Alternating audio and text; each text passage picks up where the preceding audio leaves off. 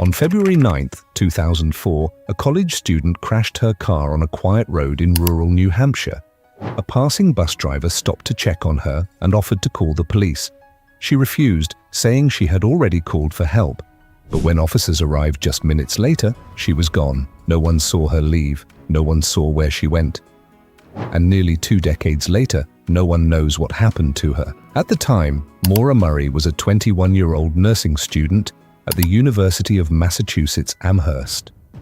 She was known to be athletic, intelligent, and generally responsible, but in the weeks leading up to her disappearance, her behavior had begun to change. Just days before she vanished, Maura had been involved in another car accident. Around the same time, she appeared emotional and stressed when speaking with family and school officials. On February 9th, she emailed her professors, claiming there had been a death in her family and that she would be taking time off from school. In reality, no one in her family had passed away. That same day, she withdrew most of the money from her bank account and packed belongings into her car before leaving campus without telling anyone where she was going.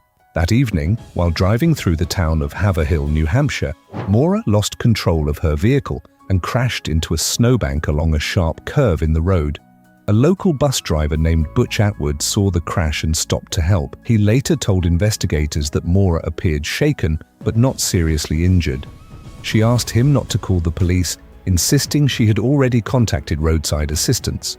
Concerned, the bus driver returned home and called the authorities anyway. Police arrived on the scene just minutes later, but by the time they got there, Maura Murray had vanished. Her car was locked, her phone was missing, but her personal belongings were still inside the vehicle. There were footprints near the crash site, but they quickly disappeared into the snow, leaving no clear trail for investigators to follow.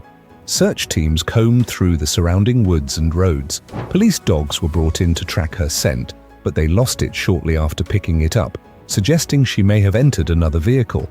Some investigators believe Maura wandered into the woods and succumbed to the freezing temperatures that night. The area was remote, dark, and covered in deep snow, but others question that theory. Despite extensive searches, no body has ever been found in the area.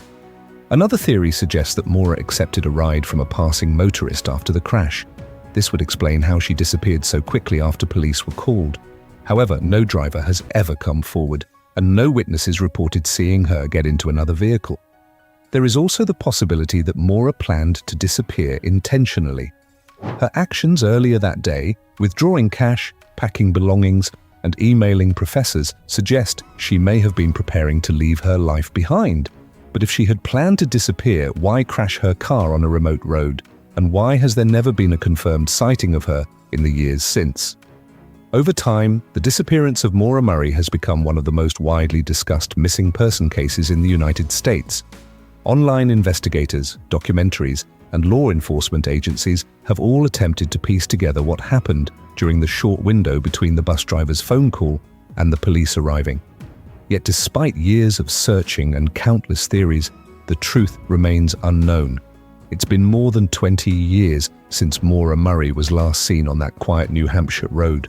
No body has been discovered, no verified sightings have ever been confirmed, and the question of what happened to her that night still haunts investigators and her family to this day. So what do you think happened? Did Maura wander into the woods and become lost in the freezing darkness? Or did she accept a ride from someone who never revealed the truth? Let me know your theory in the comments.